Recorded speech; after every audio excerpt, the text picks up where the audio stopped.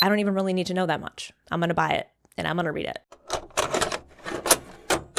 Well, hello, my beautiful bookish friends, and welcome back or welcome for the first time. If you are new here, my name is Lori Beth, and welcome to my little corner of the internet where we get into all of the bookish small talk. So I don't know about you, but I am somehow completely bewildered by the fact that we are halfway through this year, halfway through the year of 2025.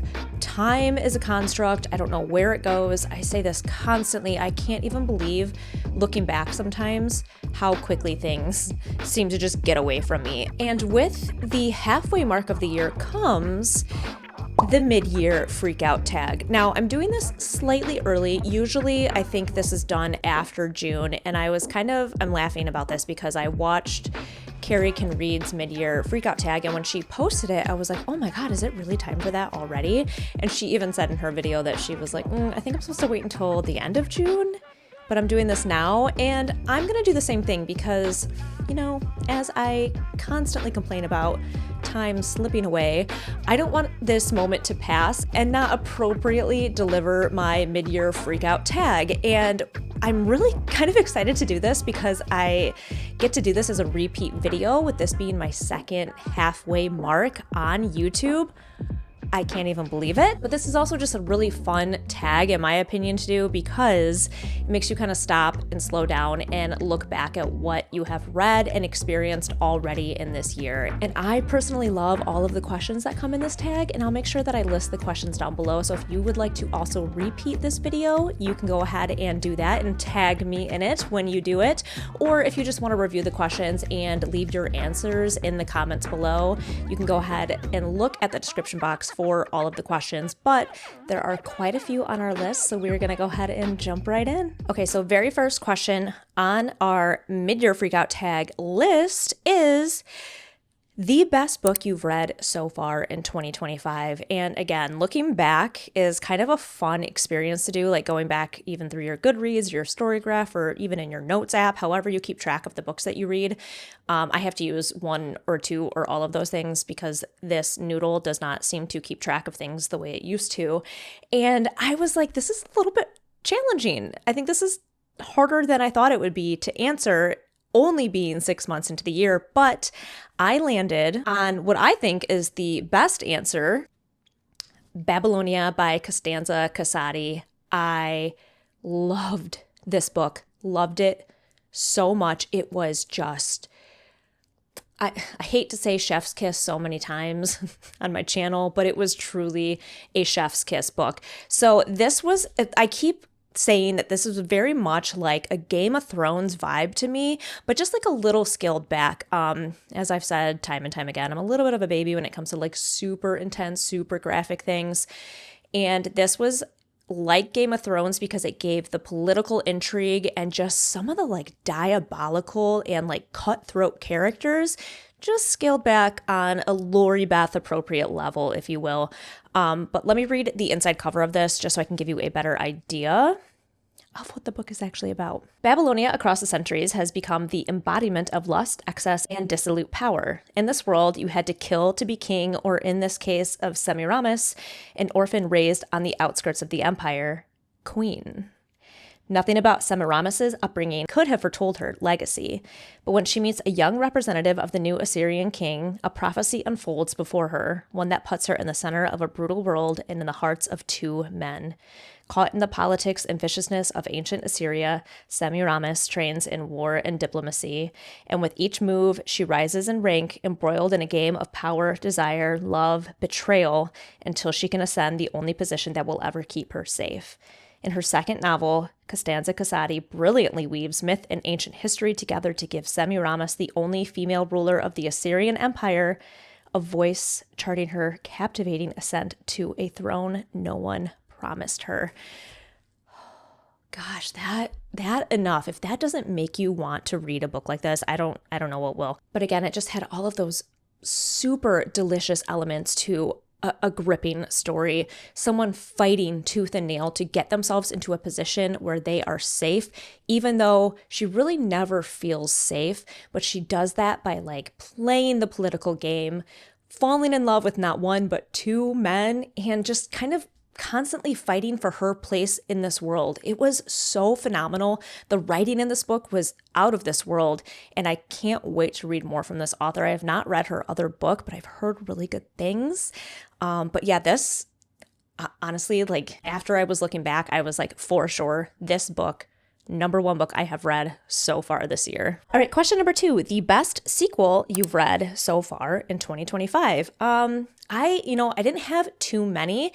So I felt a little easier to answer, and mostly because my favorite sequel that I've read is actually The Rebel Witch by Kristen Ciccarelli, and I think I liked this more than the first book in this series. So if you don't know anything about this book, we follow a main character named Rune, who in the first book, at least, let me back up a little bit, spends her days kind of as this vapid socialite who goes to parties and balls, is kind of out in society, and always kind of like mingling and networking with all of the other nobility of this world. The world that they live in has actually banned witches, banned them as in like they are annihilating them from this world. You are not allowed to be alive if you are a witch. And Rune's family comes from a long line of witches, including her own grandmother, who kind of gave up her life to protect Rune in the first book. So Rune spends her time at night as this vigilante rebel witch, I guess, if you will, dubbed the Crimson Moth, who spends her time trying to save and transport witches to safety. So of course, along the way, she kind of sparks this romance with another character, and he happens to be the captain of the guard who is fighting to eliminate all of the witches. So it's kind of a really intense, like, enemies to lovers story, and kind of like that good versus evil vibe. As the story went on, I started to enjoy it more and more and loved the second book. Again, I think I might have liked it more than the first one. It just got a little more intense. I think I personally sometimes enjoy books further into a series because I find early books in a series a little tedious, trying to read into all of that character development, which is very much needed, but you kind of hit the ground running in book 2 a lot of times. And I think I was just like fully in and ready for the story to kind of amp up and give me even more of what I liked. It's also very much like full of female empowerment, which is I think why I'm so drawn to books about witches in general. That's always kind of like the undertone of those stories. Witches are basically, as history has told, women who have been persecuted for being women most of the time. And I think that's always kind of like the underlying vibe of those stories. So I really, really enjoy them, but I really liked this book specifically. So definitely my favorite sequel that I have read this year. I'm also just realizing that I didn't bring one of my books down here, so that's okay. I try to be as prepared as I can, but it doesn't always pan out how I wanted to. So new release you haven't read yet but want to. So Bury Our Bones Over the Midnight Soil by V.E. Schwab. I have it sitting upstairs. I cannot wait to read that book. I keep kind of going back and forth on when I want to read it. It gives me a little bit of like a spooky season vibe, so I almost want to save it for that, but I also just have really been chomping at the bit to read another V.E. Schwab book, so I'm sure that will happen sooner than later. This was also a little hard to answer because I feel like it was hard to narrow down one for this because I also really want to read The Night and the Moth by Rachel Gillig. If you know anything about me, you know that I love duologies. So I love The Shepherd King duology by Rachel Gillig.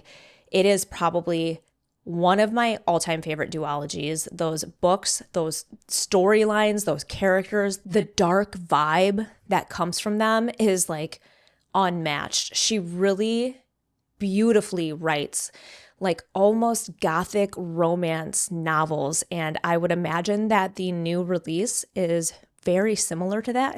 If I'm being honest, I don't even know what it's about. The title alone kind of gives away a little bit. The Night, like Knight, and the Moth sounds absolutely beautiful without even knowing too much about it. And because I am such a big fan of her writing, I don't even really need to know that much. I'm going to buy it and I'm going to read it. All right. So most anticipated release for the second half of the year, without a doubt, I didn't even have to think about this one, Catabasis by R.F. Kuang. I cannot wait Cannot wait to read another R.F. Kuang novel. And again, I kind of want to read it as soon as it comes out, but also want to maybe push it towards fall just because her books always give me that vibe too. But it's like, I can't read everything that I want in fall. I kind of have to spread it out a little bit. And I guess what's wrong with giving kind of like a fall-ish vibe year round, especially now in the depths of summer in Michigan, where we are under a heat advisory until the middle of the week. That's me complaining about the weather in Michigan year round. Sorry, not sorry. It'll happen continuously on this channel. But yeah, I can't wait. I cannot wait to read that. And this would have been harder if like the V.E. Schwab book didn't already come out, or if I knew I was getting a Sally Rooney this year, or if someone came to me and they were like, Donna Tartt is releasing her next novel this year. Then this question would have been so hard to answer. But what I have on my radar is R.F. Kuang, and I cannot wait to read that book. All right, next question, the biggest disappointment this year. Another easy one to answer, The City and Its Uncertain Walls by Haruki Murakami. This is my first and only Murakami I've ever read, and I should have DNF'd this book. That's like kind of how I felt about it, but I just kept grasping at straws. Like the whole time I just wanted it to get better, and nothing really came of it. So I'll give you a quick synopsis of this one because I know he's got a lot of novels. We begin with a nameless young couple, a boy and a girl, teenagers in love. One day she disappears and her absence haunts him for the rest of his life. Thus begins a search for his lost love that takes the man into middle age and on a journey between the real world and an other world, a mysterious, perhaps imaginary walled town where unicorns roam, where a gatekeeper determines who can enter and who must remain behind, and where shadows become untethered from themselves. Listening to his own dreams and premonitions, the man leaves his life in Tokyo behind and ventures to a small mountain town where he becomes the head librarian, only to learn the mysterious circumstances surrounding the gentleman who had the job before him. As the seasons pass and the man grows more uncertain about the porous boundaries between these two worlds, he meets a strange young boy who helps him to see what he's been missing all along.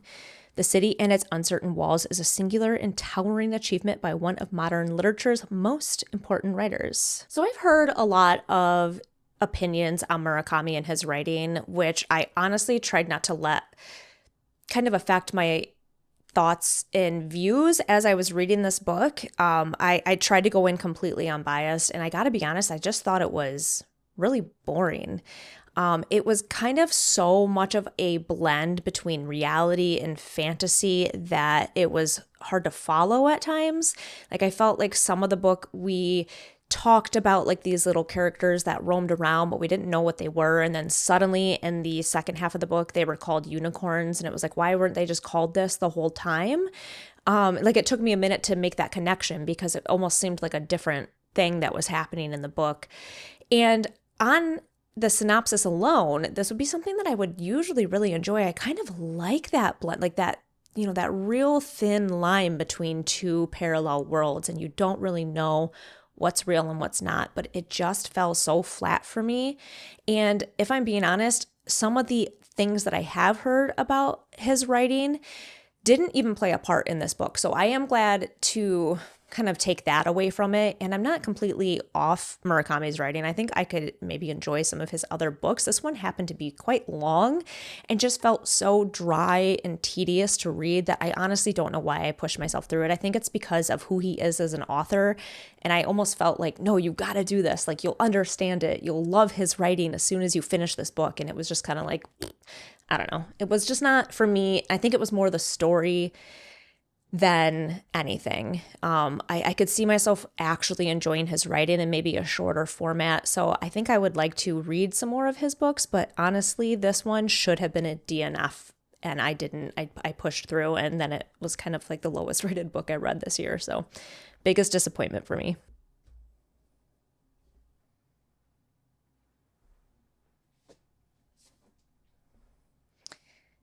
Once again, thinking that I have everything I need for this video. Okay, biggest surprise this year, and I gotta be honest, this was another easy one to answer. It was Our Infinite Fates by Laura Steven. I loved this book so much. I was so pleasantly surprised by how I couldn't put this book down, literally from start to finish. And I thought it was beautiful and romantic, but also kind of like edgy and gripping all at the same time. I don't know. It was very beautifully written. So for those that don't know anything about this book, it's described as The Invisible Life of Addie LaRue meets This Is How You Lose the Time War, in a fantastical and epic love story that defies death as two souls reincarnate through the centuries. And that's kind of what it is. So we follow a main character in this book who is continuously killed on or just before her 18th birthday. It's like, I think it's on, or it's something like that. And it's always by the same person.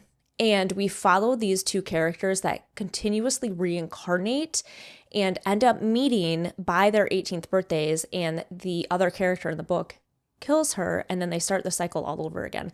So there is a lot of time jumps, and you kind of flash back to different points of their lives and when they've met in different parts of the world and different times of the world. And they're not always the same gender even. Sometimes they're both female, sometimes they're male-female, or they flip-flop, or they're both male. And it was just so intense and lovely. And the whole time you're trying to figure out what it is that is plaguing these two. Like, what is the curse that has happened to them that makes this keep happening? And at the start of the book, the main character is in a world and a life that she loves dearly, and she has a family that is dealing with some things and she wants to care for, and she doesn't want to lose it. And it's kind of just like this insane time warp jumping story, but also makes sense. Like, I never felt lost at all, and the writing was just very well done.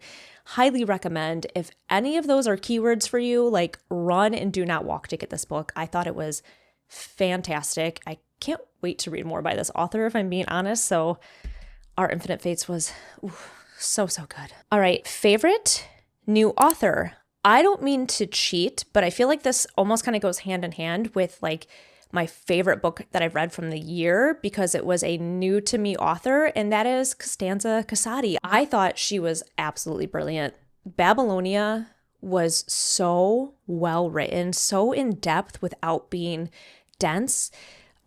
Characters that you kind of love to hate, and characters that you love, characters that you hate.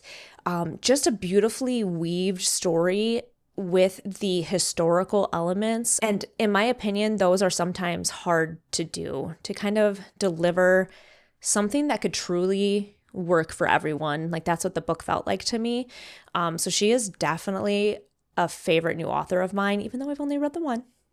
But I do plan to read more by her because I thought her writing was that fantastic. All right, favorite new character. And I gotta go with Vin from Mistborn, because those of you that have been here for a minute know that I read my very first Brandon Sanderson this year, and it was Mistborn, and I totally understood the hype. I loved it so much. It was kind of like that classic fantasy, and again, like that dense fantasy where there was a lot of character building, a lot of drawn out depth to the plot, which I felt read very well. Like, I felt pretty engaged the whole time through a book that was kind of dense, as a first book in a series.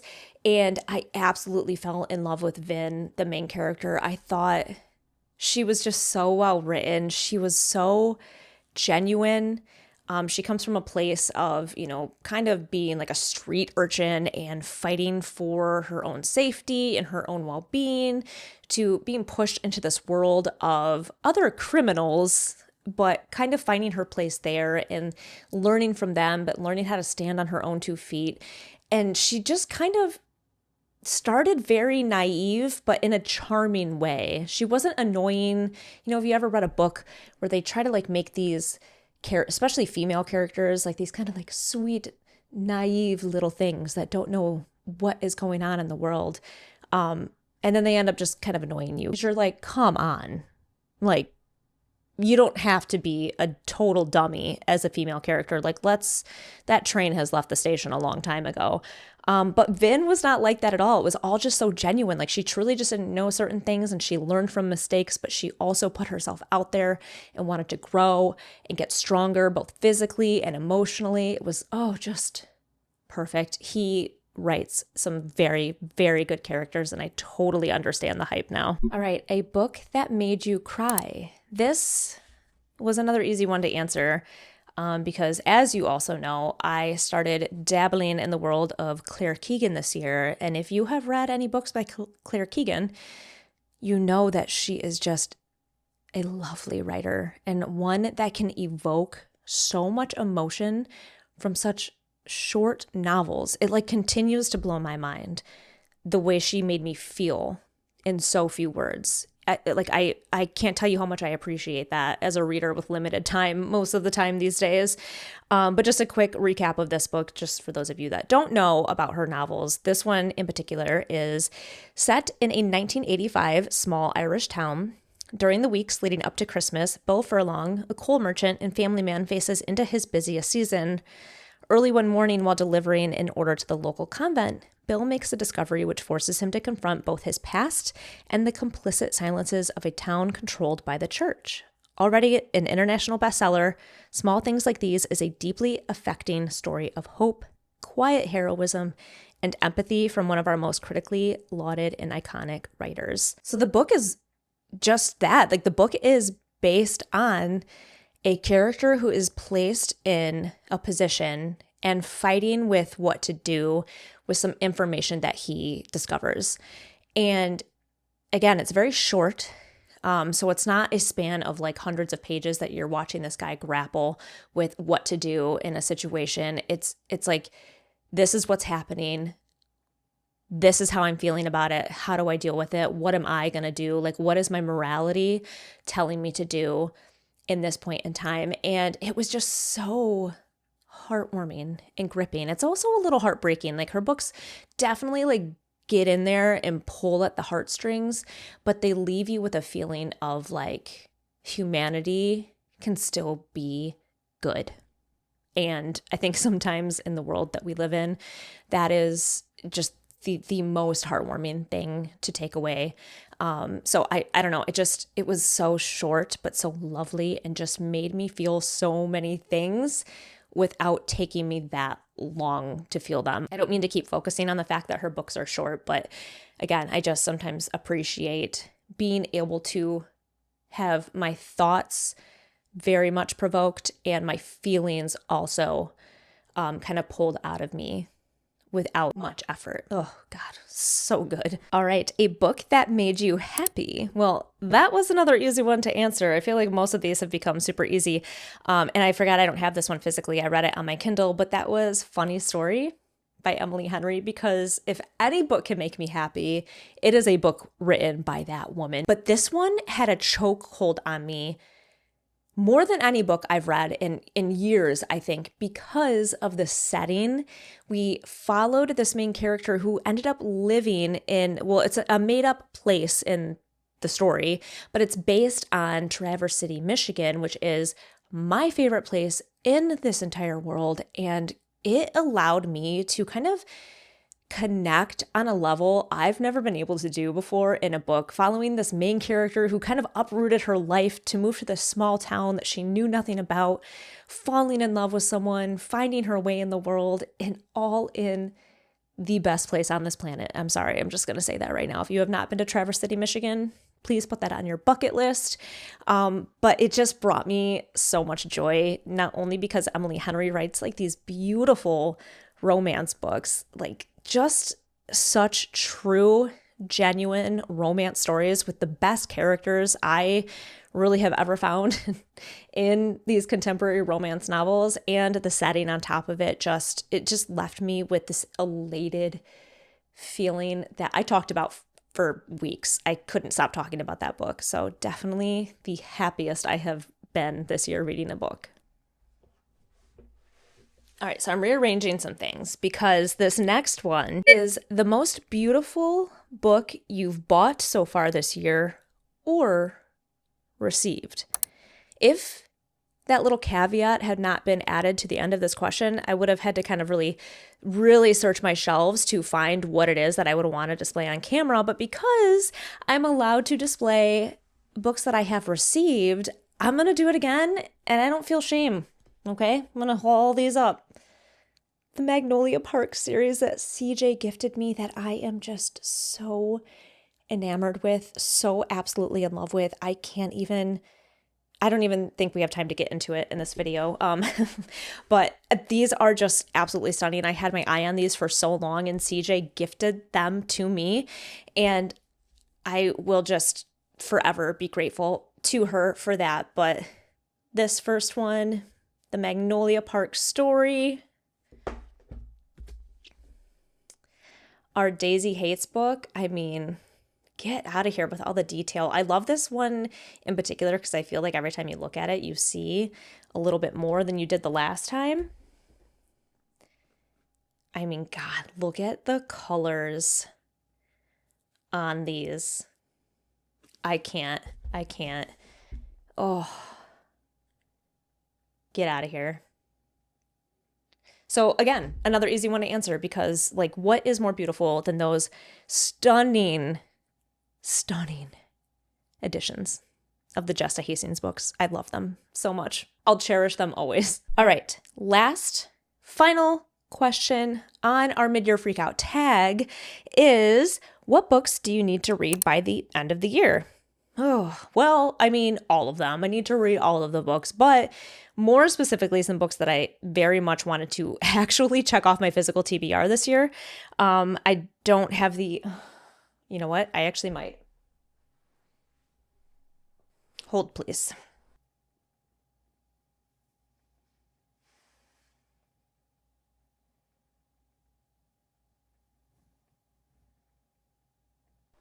Could I be a little more prepared for this video? Like, is this my first rodeo? Okay, anyways, back to my question and what do I need to read for this year? Number one, The Goldfinch by Donna Tartt, and it is on my shelf upstairs because I just can't get my shit together and grab everything that I need at one time. So definitely need to read The Goldfinch by Donna Tartt. I almost don't want to read it because I have these thoughts and feelings like, what if I don't like it as much as The Secret History and it changes my opinion about Donna Tartt? Or what if I like it more than The Secret History? Then what? Then what am I going to do with that information? I don't know.